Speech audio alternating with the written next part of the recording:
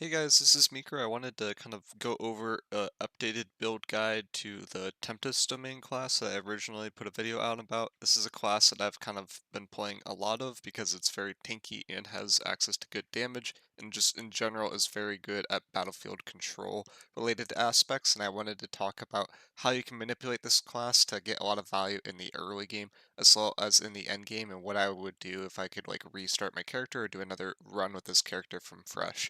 So like starting with this class strengths as a whole, it's very, very good at crowd control. A Thunder Wave is a fantastic spell, and this class has a ton of access to CC spells that can knock people off the map. Within BG Baldur's Gate 3, there is like a lot of access to high ground and just ways to manipulate your environment to knock people off the map. There's a lot of encounters that you can struggle with the first time. Use a character to kind of bait people towards the edge, and then the second time find ways to just knock people off that edge, either using like Warlock's Eldritch Blast with the knockback, or Tempest Domain with spells like Thunder Wave, can just very easily knock people off the map and kind of can manipulate encounters to your favor a lot more. For this class itself, I would recommend not doing what I did originally and going for Dragonborn, because Dragonborn itself, the main benefit that you get from this is the kind of the sub-race resistance. The damage from the actual breath doesn't seem to scale, so it doesn't seem like Dragonborn is in general worth it. So I would recommend instead going for like a Tiefling build with something like uh, I'm gonna try to pronounce this, probably gonna mess it up. Mephistophilus Tiefling. Definitely mispronounced that, but this one's like pretty good because it has access to Mage Hand, and at later levels, with this version of Tiefling, you get access to spells like Burning Hands with this evocation and Flaming Blade, which is nice, but it's mostly for the Mage Hand and for the fact that you get this Hellish Resistance sub passive and Dark Vision. Hellish Resistance is just a way to protect you versus a lot of damage in the game because a lot of people use fire damage.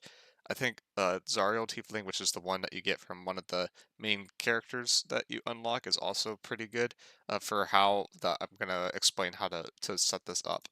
But overall, just like any subclass can kind of work for this. I just recommend this one because it's just generally strong. For your class, you want cleric. For your cantrips, these don't matter as much. You'll see later on that they don't matter as much. Sacred Flame is like nice early on. It does scale with level, which is nice, but it's not like super strong. It's just okay damage. You generally want to avoid using it as much as you can, but in the early game, it feels kind of like a necessary thing. Resistance and guidance are both useful. You just have to use them at the appropriate times.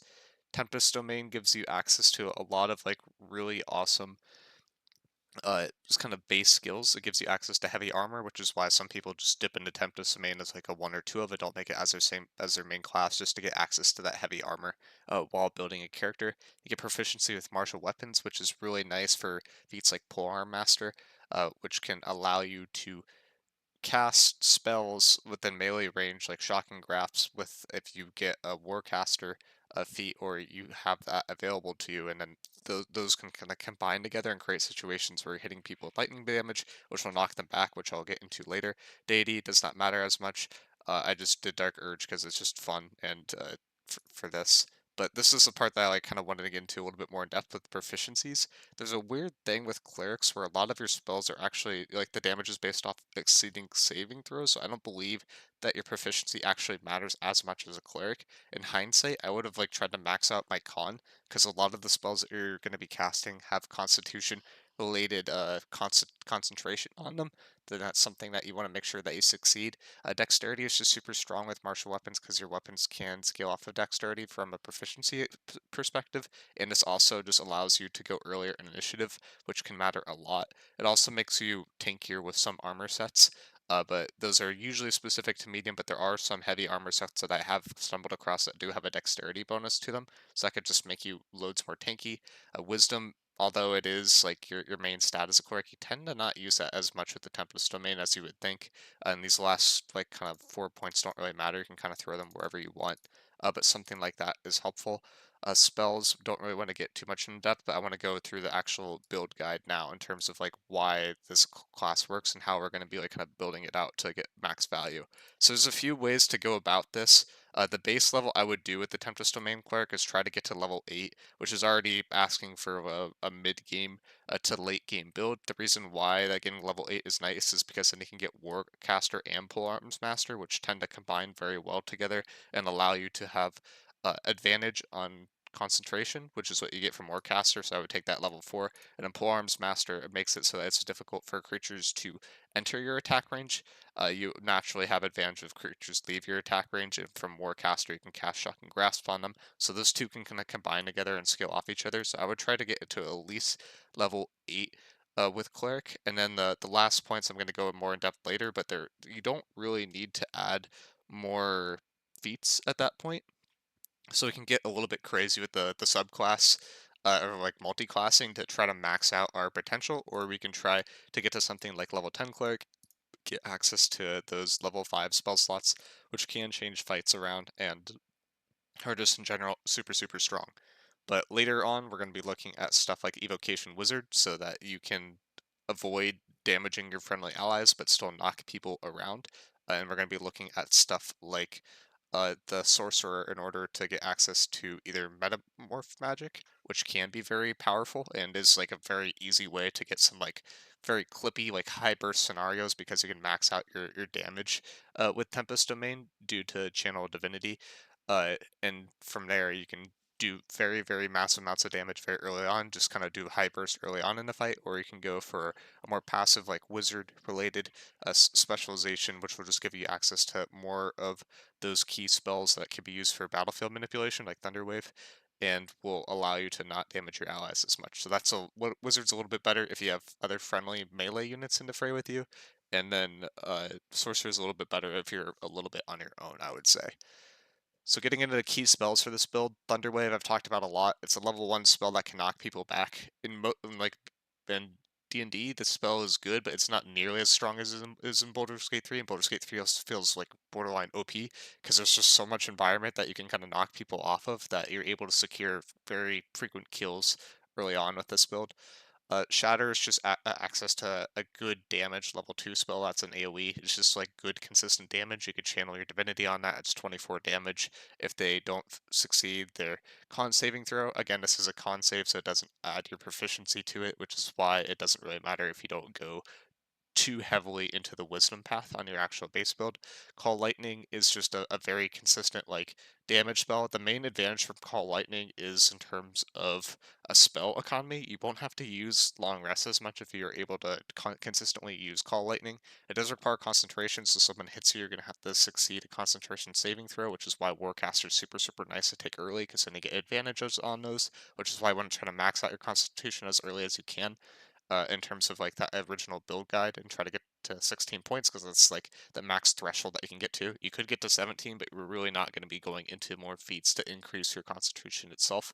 So if you do go to 17, you're looking to get like an item that increases your constitution by +1 in order to get that next threshold. But this is a super, super efficient spell for the amount of slots. You do 3d10 damage every single turn for 10 turns, assuming that you don't get knocked out of it. Each time this hits, it's going to knock people back because of the Tempest Domain, and it's a relatively small radius. It's only a 2-meter radius, but you're still able to hit pretty consistently 2 to 3 people with this spell, I would say, from playing with it over time. Freedom of movement is kind of an underrated spell that you can use a spell slot for that will allow you to kind of get through surfaces. The reason why this is useful is because if you go down the wizard path where you have evocation, evocation wizard will make it so that you can't damage allies with your AoE based effects. So you can cast this ice storm around you. If people try to get close to you, they'll slip. You say you have another wizard with you, like so you take Gale as your ally. Gale will cast fireball on you. He's an evocation wizard that's going to turn out into water. You combine that with something like the water sparklers, which is a weapon or like a thing that you can get like relatively on in the game. I believe sometime like in Act 1 around the Arcane Tower area. And then at this point, you're turning that water into lightning. That lightning is going to damage people and will knock people back. Funny enough, I've seen that interaction a few times. It's been kind of silly because people will try to get closer to you. They'll get knocked by that. They'll get knocked back. Then they enter your attack range. You could proc your opportunity attack off of that, and it kind of gets a little ridiculous because every time that they enter your attack range, you can combine that with something like with level 8 Divine Strike with Tempest, which is like a way to deal like thunder. I think this is thunder damage. It's not lightning damage, so it won't knock people back. But there's like ways to manipulate this to just get lots of value. You're mostly looking to stack lightning damage with this build because lightning damage will knock people back. Thunder damage is good, but it won't knock people back with the passive from Tempest, which is noteworthy. But Ice Storm just kind of sets up some really unique combos, so it's good to take either like a wizard with this build or have something like a druid that can kind of fight alongside you, but that would require hiring someone out or respecking one of the characters that you get off the start. Destructive Wave is like a higher level spell. This is like a reason to get to that level 5, where you do a very large amount of thunder damage. It also knocks people back. If you have that evocation like Wizard multiclass, and you're not going to hurt your allies, and it'll just knock enemies prone, which will allow you to like really take advantage of this spell to the fullest potential. In terms of subclasses, you have some options. I think Tiefling is the one that I would say it feels the best from my original playthrough. It feels like a generally strong class. Mage Hand is something that's like super useful, so I would recommend going for the middle class Tiefling, but you can go for the Zariel Tiefling if you just want to increase your damage. Because we're going so much dex to increase our initiative, and we're going to use a martial weapon, this damage will generally hit, and you can get a lot of value off of that. The other option I don't think seems bad at all is going for like the alien sort of race, like the Gigyanki. They have Misty Step, which is the main thing that's like super useful here. You can kind of reposition. It's only like once per long rest, but Misty Step is just a super helpful spell to have. There's a lot of items that give Misty Step as a one-time action per long rest as well, so you can kind of get away with that even if you don't have it on your base character. But more Misty Steps is always a good thing in this game, and just overall you can get a lot of value off of that. In terms of like kind of multi-classing later on, you have a few options. uh, I think the storm sorcery one is a kind of like a sort of a meta thing to do, or some sort of sorcerer is sort of what you see a lot of people do, because you have access to meta magic, which will allow you to cast multiple spells in one turn. You turn that into like very quick burst. If you do something like a quicken spell, which will allow you to cast two spells in one turn, you can basically nuke an entire kind of region. But the problem is you can only do that once per long rest. And in this game, there's a lot of events that trigger based off doing long rests, and sometimes you want to avoid those events triggering. So that's because you're just naturally on a timer with how this game is set up. So this is something I think is good for burst, but isn't actually, and is really flashy, but it isn't actually as good as people would think it is. And instead, I would recommend going for something like a wizard. But you can get in a situation where you can kind of do both of these, and I want to explain why. Because max level in this game is 12. You want to get to 8 the cleric, so you get these 2 feats, and then after that, these last 4 points you can kind of go crazy with. So if you go sorcerer, the more points you go into sorcerer, the more you get access to this meta magic. This will allow you to kind of burst things. If you get up to level 4, you get another feat, but I would generally not recommend getting up to level 4. The main thing that you kind of want from the sorcerer itself, if you go for something like storm sorcery, is on your bonus actions here. You're going to have access to fly, basically, is the base idea here from Tempest Magic. And this fly, you would need to cast a spell, and then you're going to be able to fly as a bonus action, which will avoid damage on the ground. So then you don't have to worry about casting something like Freedom of Movement to avoid that passive lightning damage that will probably be on the ground if you use something like the Water Sparkers, and you could just get a lot of value off of that itself. If you go the Wizard subclass, I would recommend going for the Evocation School. The reason why Evocation School is kind of nice is because of the Sculpt spells. Sculpt spells is what it does.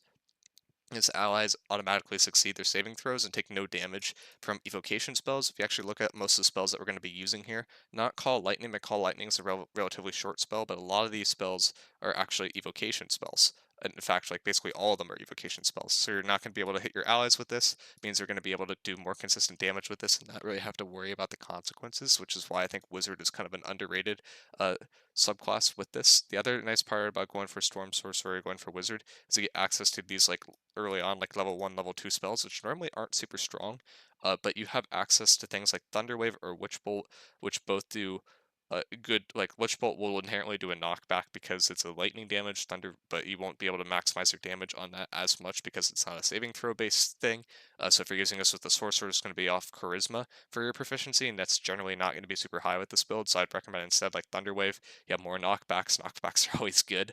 And then if you go for a wizard based build, it's kind of more of the same thing where you can get access to that Thunder Wave or Witch Bolt if you want one or the other, and you get access to Shatter with level 2. So depending on how much you go into both of those, you get access to like really, really solid spells. So I would either recommend going to like 10 on the Cleric and then doing 2 levels of Wizard, or going to 8 on the Cleric and getting a little bit crazy with it and doing 2 to 3 levels of Wizard, so you get access to that evocation, and then 1 to 2 levels of the sorcerer, so you get access to that bonus action fly, which I think is just something that's underrated, because then the avoid effects that are on the ground, and later on in the game those effects that are on the ground that are inherently make it difficult to move are just a lot more common. But I don't think it's a bad idea at all to instead avoid both of those kind of things, just go for the wizard, and then just use freedom of movement to kind of navigate around the battlefield a little bit early on, and kind of sacrifice your level 4 spell slots, which would be used for ice storm for the most part, and let your kind of wizard or other character that will be casting spells on top of you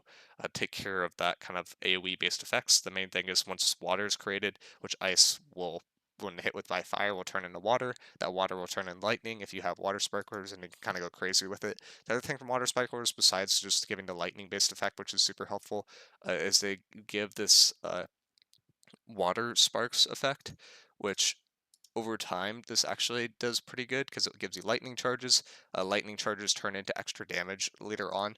They also, so they're just like generally helpful. You'll mostly be applying those from your bonus attacks. You won't actually be using a lot of melee attacks, but because you have martial efficiency and polearm master, you can kind of get crazy with it. People enter your range, you proc opportunity attacks. You can use your bonus actions to proc this sort of effect as well. Because this is going to be doing lightning damage as well, you're going to be able to knock people back with this. So it gets crazy with this once you start stacking weapon perks, or I guess not weapon perks, but armor things that you can get generally early on. Like water sparklers are something you can get in Act 1, and they're usable throughout the entire game if you use them effectively. So there's some like underrated stuff with that. There's a lot of synergy that comes from that arcane tower in terms of items that you can get. I believe this is a ring that gives you lightning resistance. That might be something that's useful as well for this sort of build if you don't go for uh, a Dragonborn that has lightning resistance early on.